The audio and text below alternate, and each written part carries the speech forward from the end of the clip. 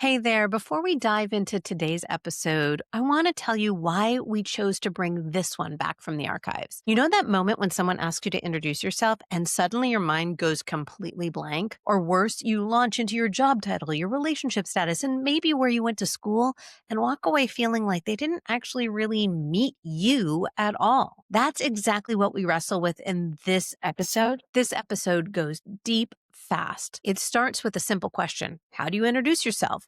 And by the end, you're sitting with some profound truths about identity, authenticity, and the difference between putting on a mask and performing who you think you should be and embodying who you actually are. If you've ever felt that gap between who you are and how the world sees you, this one's for you. Let's get started. Hello, hello, hello, everybody. Welcome back to another episode of the Empowered and Embodied Show.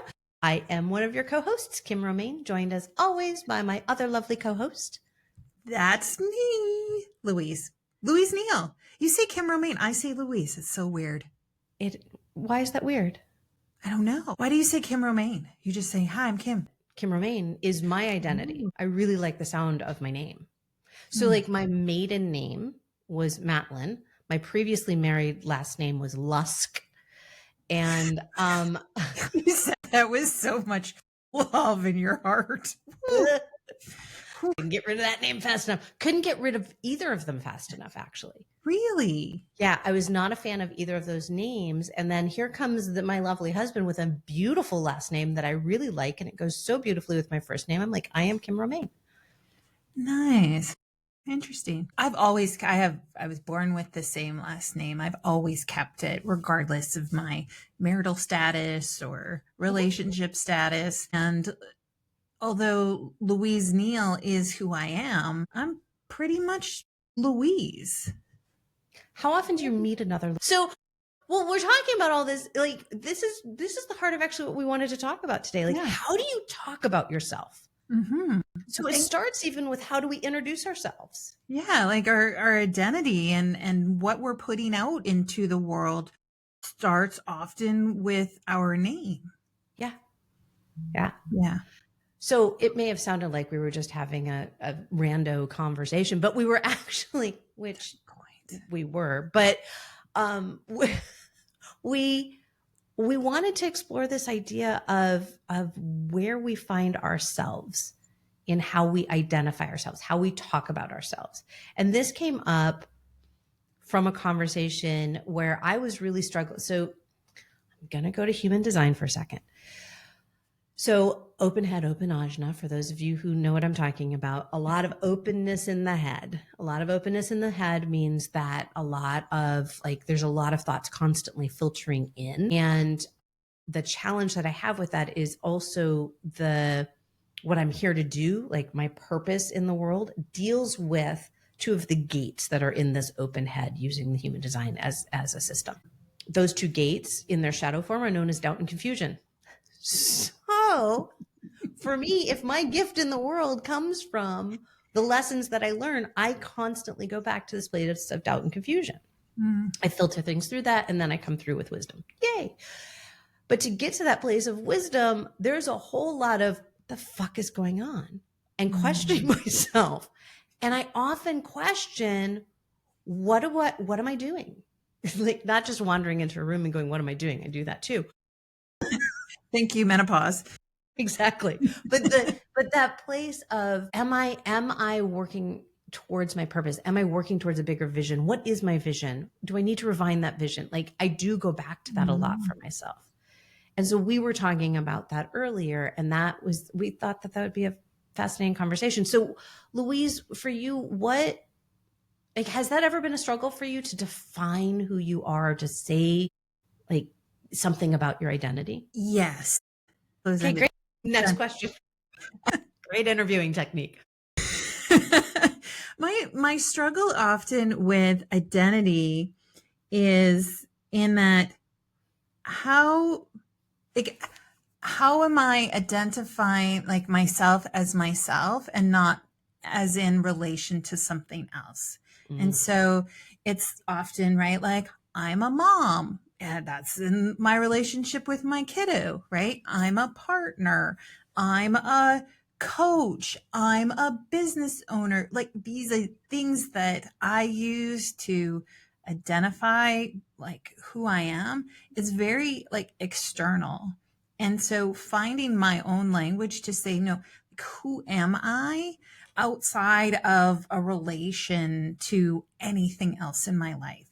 That has been a struggle to try to find the language to really express, you call it purpose, but like really express like how I'm showing up in the world maybe. That has been a struggle. And I think it's a struggle for a lot of us because that's often how we've grown up, and in our earlier lives we're always somebody's something. Yeah.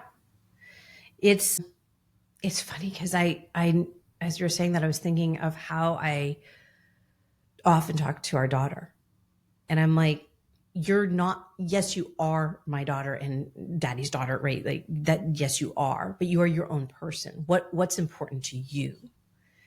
And I think, I know my mom definitely wanted me to be the strong, independent woman. And so instilled in me these ideals of, think for yourself. What do you like? What do you need? What do you want? And yet it also feels very almost surfacey, right? Because it's like, do I like this job? Do I like this person? Do I like this? So it's surfacey and external a little bit. And I know we've had this conversation a little bit recently. I've been really noodling on this idea of want versus need. And right, I can definitely ask for what I want. And what I've recognized is I have a really hard time asking for what I need because I have a hard time identifying what I need. And I think that goes towards what we're talking about in this conversation, because that is purely internal. Who I am as a person and what I need as a human, as an individual human, as a sovereign human, is going to be different for me. And it's not going to come from an external source. So, right, I'm not going to define it based on what do I need to be a better mom? It's no, what does Kim need to just be? So how do you put that out into the world then? When you're talking about like walking into a room and being yourself, being authentic, being that starts with a need. We don't talk about needs. No, an authentic need. Like I'm talking about authentic needs. Yeah. Right? Not like I need your help. Right. Right. Not like I need your help, or not like I need $1 million. Like, do you? Well, maybe. Like, why that number? Sure. You could give me $1 million and I'll be happy to let you know. Anybody listening, if you'd like to give us each, we'll do this little experiment for you and let you know. I'd love to experiment. So what's the question? So the question is like, it's understanding or like, how do you take that and put it out into the world? Like, how are you expressing that? I don't know that I am. And I think that's why what's so fascinating for me is what I've recognized for myself is I can very clearly identify what I want and what I don't want. And I'm quite vocal about that. I have no problems asking for what I want. I have no problems letting somebody know what I don't want. No problems. When I think about that place of authentic need, what do I need? I don't really know. Very transparent, very vulnerable right now. I don't know what I need that's not being already met. So what would I need to ask for? And oh, interesting. Yeah, because whether I'm meeting that need or someone else is meeting that need, I'm not feeling, in this exploration that I've done so far, I'm not recognizing a place where a need is not being met, something that I would have to ask for or that I would want to ask for, whatever. So that's really interesting because I think I feel the same way, and I'm using different language. I don't feel like a need is something that is unmet, that we only need when we're lacking. I believe a need is something that makes me whole, and I can have it. If you were to take it away, I would be it would be lacking. And so when I think about, and this is the work I've done, thank you, Rachel, my therapist, is really understanding and unpacking that a need isn't necessarily something that I have to go out and find. A need is something that is part of me. And I have a need. It needs to be fulfilled so that I feel fulfilled. Mm-hmm. But it's a part of me. It's not something that I'm missing. And I think that's a big part for me, is understanding that, like, I need in my life really great friends. Right? I have really great friends. Mm-hmm. I need really great friends. I don't need a lot, but I need really great ones. Like, ones are like 3 a.m, like, who are answering the text. Those kinds of friends. You've never And texted me at 3 a.m. I know, but I would totally answer. because it's 4 a.m. for you. So, well, but it's the people, right? Those right? are the people that you say. So on my phone, I have do not disturb between 10 a.m. and or 10 p.m. and 10 a.m. and 6 a.m. Like, you can't reach 10 p.m. and 6 a.m. I have do not disturb on, with the exception of 6 people. Right. And those are my ride and die. And by the way, you're on that list. So if you text me at 3 a.m, I will wake up to it. Absolutely. Right. And so really understanding what, like, who we are, and the pieces of us, the parts of us that need filling, is a part of understanding, like, not just who we are, but how we ask and how we talk for or towards what we need. Right. But yeah, it's not a lacking. And I struggled a lot with this idea of, and I just had this conversation earlier this week, right? Needy versus needs. Right. And I struggle a lot in relationship with understanding the difference between, like, if I need to ask for what I need, it does not make me needy. It doesn't mean I'm lacking. It means I'm trying to share information with the people around me that there is something that fills my buckets. And if it's not going to fill my buckets, guess what? I'm not hanging around. I'm not hanging around in a job that doesn't fill my buckets. I'm not hanging around people who don't fill my buckets. I'm not in a situation that isn't filling my buckets. But it's the understanding of what that is, and learning to talk about it, learning to step into a room and, like, claim what that is right off the hop, and be able to own it. There's not shame in understanding your needs. Yet I think we have this story that there is. Oh, for sure. Yeah. Well, and I think it goes to that word that you just said, needy. At least it does for me. I don't know for everybody, but I know when I'm going to go back to that first marriage, lusk. So much learning and growing.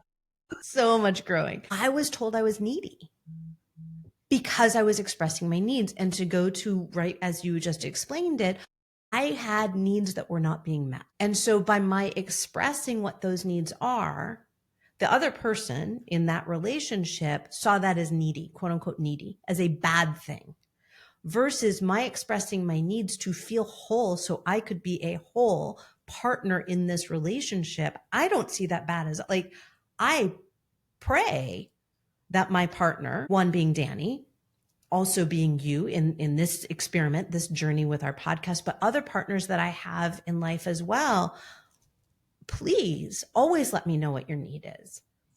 And I think that's where this experiment for myself of what are my needs? Where am I not able to walk into? So this conversation started. I'm in a book group. We're working through Emergent Strategy by Adrienne Marie Brown. And the book is fascinating. It's really talking about this idea of regenerative sustainability and how we look to nature to guide us in many ways. And one of the questions that came through here was, where are you able to get your needs met? The first question was, where are you able to clearly identify your needs? And then where are you able to get those needs met? And it like was the needle going off the record, because I'm like, fuck, I don't have needs. Clearly I do, but I think what I'm recognizing is that those needs are being met. What needs I have are being met. So I'm either verbalizing them, I'm creating some clarity around them, or I'm not. And maybe that's where the work is for me, is finding the clarity of what are those needs? How are they being met? so that I can understand what are those other things I need to either ask for or put into the world. So, and that can create a deeper understanding of when I step into a space and say, this is who I am, this is what I do, and this is what I need in return from this particular, because me being me, I show up and I'm like, here I am, I'm holding the space for you. Is my need being met? Probably. But let me be really clear on what that need is. Right. Absolutely. And so how this relates to me and my identity is that I have a need to be the guide. I very, very strongly, and I struggled with this for a long time, because it's this whole idea of like being the passenger on a journey with someone absolutely is what I need. I need to be co-creating. I need to be like absolutely super valuable in that. Like the road trip, right? The passenger with the map and I know where the gas stations are, and I know what's coming up and where to stop and where all the hiking trails are, and like all of these things. I know that I bring a lot of value into that road trip for sure. And I don't always have to be the driver. Sometimes I do. Sometimes I like being the driver. So then I, right, get to listen to whatever I want on the radio, like, because drivers rules, right? Mm-hmm. And so, but I have this need to be that. And I am a guide. I'm in a lot of places and spaces, and I own that. And if I can't be a guide, if I am by myself too long or working on a problem too long by myself, and I can't co-create a kind of space, I can't use my superpowers in that way, I don't like it. It doesn't feel good. It's not productive. It doesn't move me forward, all kinds of things. But owning that and knowing that that is what I need, it becomes part of my identity too. And it's like, I am a guide and I own it. And then it doesn't matter if you think like, oh, but you're never driving and you should be in control. Don't shit on me. I know. Do not shit on Louise. I know, because I've done that work. Yeah. And I really start to understand more about who I am, so that when I do walk into a room, I actually do get to own it. It's in my brand messaging, right? It's in tell me what you do, like all of those things. It starts to become who I am, but it's also who I am in relationship. It's who I am at the grocery store. Like it's all of those things. But that's how I think this idea folds into our identity, is when we can really fully understand who we are and what we need to be fulfilled. It starts to, when we can learn how to express it, it really is our identity based on us, based on that inside stuff, and not necessarily in relation to anything else. And I've played in your design a lot. You are designed that way. You are absolutely designed to be a guide. To keep the hand, your hand on the small of the back of whatever is happening, driving or not, doesn't matter. It is that beautiful space where you get to show up and say, look at the trees over here. Look at over here. I have this to show you. It is, I remember a long time ago, we had this conversation. I don't remember the details of the conversation. I just remember the image of taking steps across a stony path and the fog was lifting, right? You were explaining how the journey that you go on yourself, but that you take people on, is that step by step. And each step you take, the fog continues to move out of the way, right? Like you have the lantern. You're not saying we have to go left. But you have the lantern and you say, there is a fork ahead, right? This is what I know that's on the left. This is what I know that's on the right. What is your choice? That's what I see you doing all the time. Yeah, I think I do remember that conversation. I think I was actually being coached. I think that was a coaching moment for me as the coachee. Well, it was just either or something, like, because I've had that, or maybe I'm misremembering, because I've had that vision often around, right? Like, and this is what happens with clients who come to me too. And it's like, I need to know the way through. I need to know what's coming up in my career. I need to know my plan. I need to know my body. I need to know how to get through this rough patch. I need to know. And it's like, but you do know, or you can find out. Let's go together. Let's go on this journey together. And that is so much. It just brings so much joy into my life to be able to do that and really own it. Because there's many people, and there's a lot of societal messages that come at me to say, well, but you shouldn't be the guide. You should be the leader. You should be out front. I felt that one for you. I totally Right? felt that one. Yeah. Yeah. Like, lead already. Be the leader. And it's like, I am leading my own life in a way that feels really good. Aren't you leading from the place of being a guide, right? So I'm thinking in particular, right, lots of parts of your design. So you're a Mani-Gen, you're not a projector. Projectors are known as the guides. Blah, blah, blah. I'm talking about, as we've like looked at your line 5, really that place of you come in, you give the guidance, and you step back. It's not like you're not charging up the hill with everybody. You're right. You're not the one, you're not that kind of leader. That is a certain kind of leader. But there's also the leader that comes in and says, all right, let's rally. Okay. Here we go. Here's some guidance. Here's some thoughts. Here's some questions. Carry on. It's just a different type of leadership than what we've been trained to think you have to be. Absolutely. But when you're plunked into a patriarchal corporate bro energy place, it's very disconcerting, and it becomes very, very wobbly when I'm told that it's this way. This is how you lead. This is what it looks like. This is what it sounds like, versus like, that's not me. It does become really, really crunchy, and it's burnout. It was burnout for me. For me too. Yeah. And mine was, I was definitely, so there's a lot of traditional masculine energy that I carry. Cool. I'm fine with that. That's fine. Whatever. I think it comes from my directness more than anything else, but it's there. And because of that, I was always seen as a quote unquote leader, but I wasn't treated like a leader. I was told I was a leader, but I wasn't treated like a leader. And part of how I identify as a leader is the keeper of wisdom, or the holder of wisdom. And I'm not saying that I'm walking into the room being the smartest person in the room, because I am not. What I am doing is I'm walking in the room, and I am through the wisdom that I have, opening the door for other people's knowledge, other people's visions to come and play at the table. And from there, we're able to create this opportunity to move forward together. It is a very, very different style of leadership.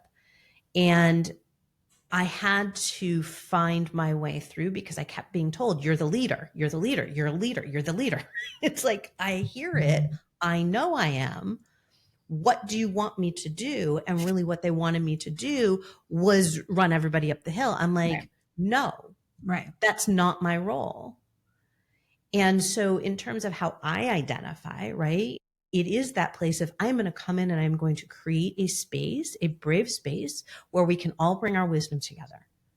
I'm going to hold the space of that room until, right, we are done with whatever we're tasked to do. And I'm going to help us breathe again. And then I'm going to help us see our way through to those next steps. And then we'll take those together. Or you'll go do your work and I'll go do my, whatever it is. But it is a very different energy that took me a long time to be comfortable with saying, no, this is how I lead. Yes, I can command a room 100%. Yes, I can take charge, but that's not what I'm designed to do. What I'm designed to do is to hold the space so that the work can be done, right? And to intuit what's actually happening from an energetic perspective. Because, oh, by the way, that's really important when we're working together. Right. It's why I love working with teams so much. Because we tend to like assume we know everybody's role on a team because of their role in the organization or who we assume their personality to be. Right. Yeah. versus actually like understanding and being into it, the energy of what's happening. And when we start to do that and we start to understand the subtle nuances that are below the surface of what most people are focused on, now we give people the permission to show up who they are, to express their needs. And when they're able to express their needs and actually speak into the space who they identify as, now we get a team that can work together in a very different way. Right. Right. So when you go into a situation where you're meeting somebody for the first time and they say, tell me about yourself. It's the same way I respond when anybody asks my kid, like, what do you want to be when you grow up? Fuck you. What do you say? How do you deal with it? Tell me about yourself. So I start with, I'm a guide.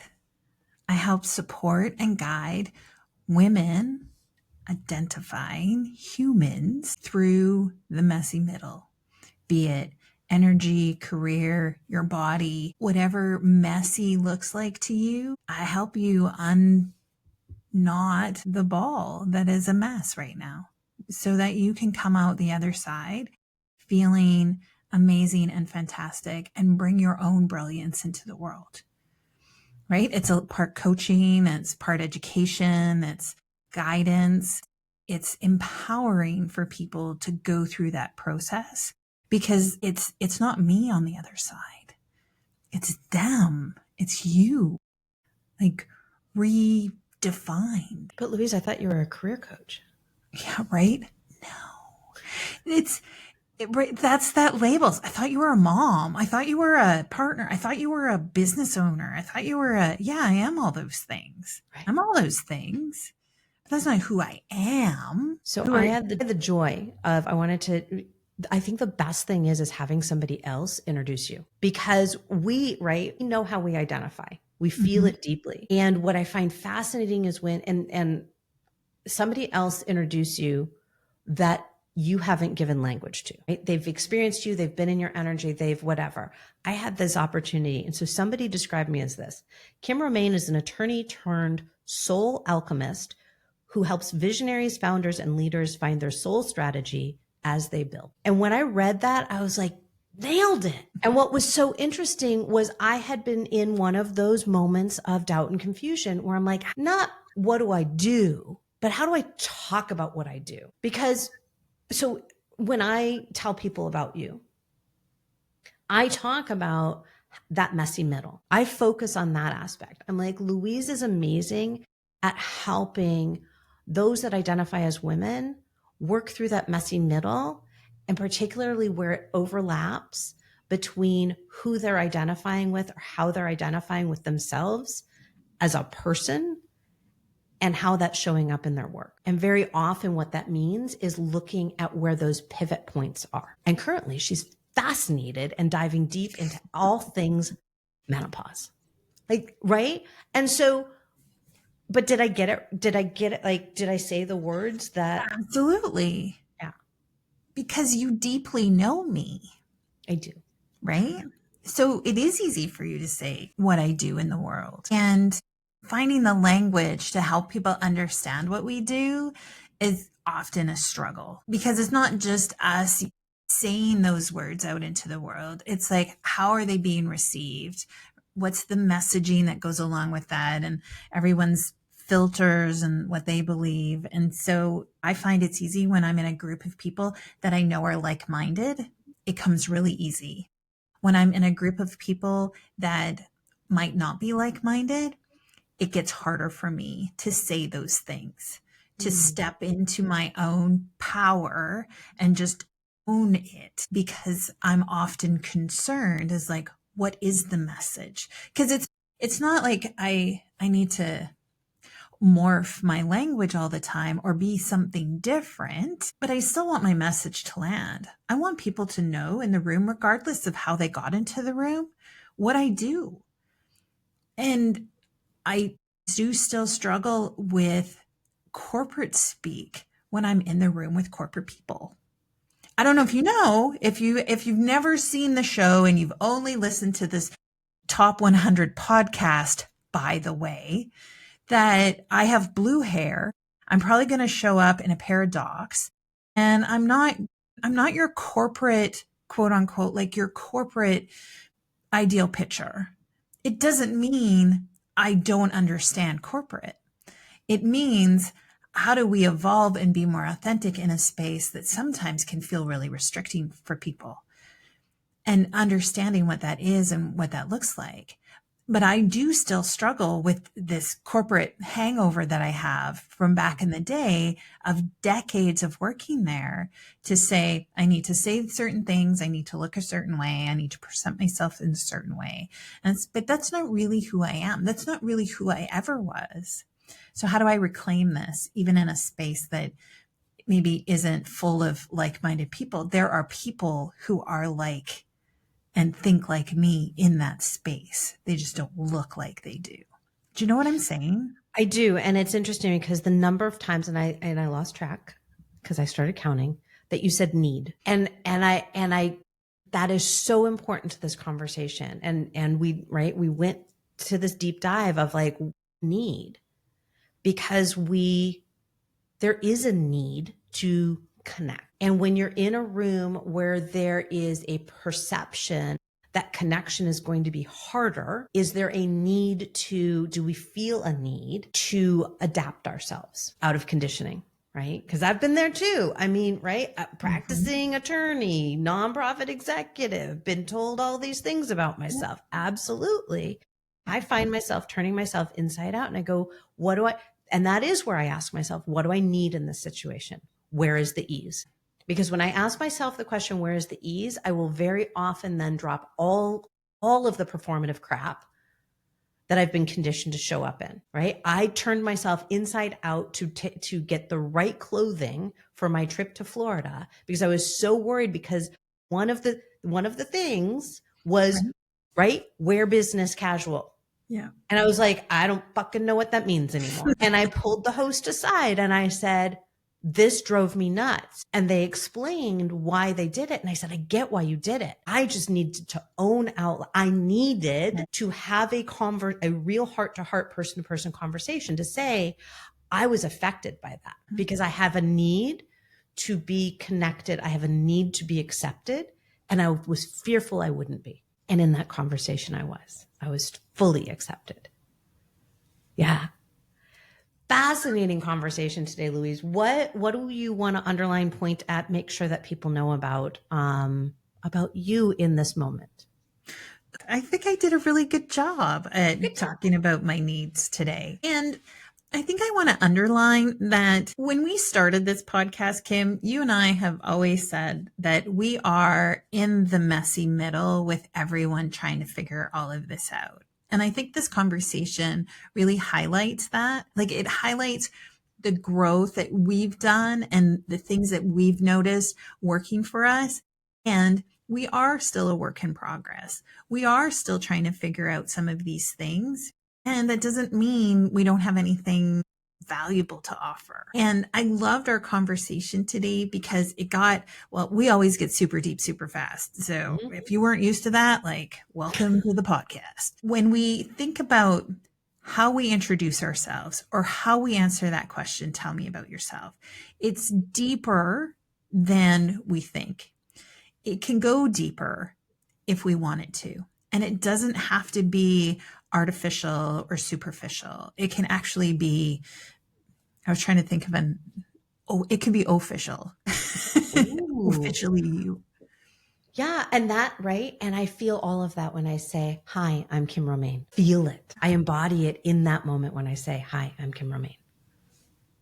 You don't need to know everything that's behind it. I know it. I feel it. And it will come out. Yeah. Yeah, absolutely. Beautiful. Good stuff. Thanks, Louise. Thanks, Kim. Thanks so much for joining us today, and we will talk to you all soon. All right. Take care, everyone. Bye for now. And that's all for this week's episode of the Empowered and Embodied Show. We hope today's episode has sparked something within you. Remember, we're all on this journey together.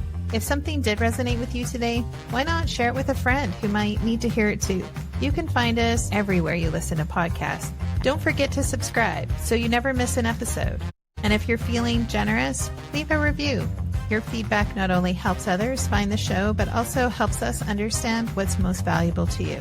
Until next time, be kind to yourself, stay curious, and remember, we're walking right alongside you. Thanks for being part of our community.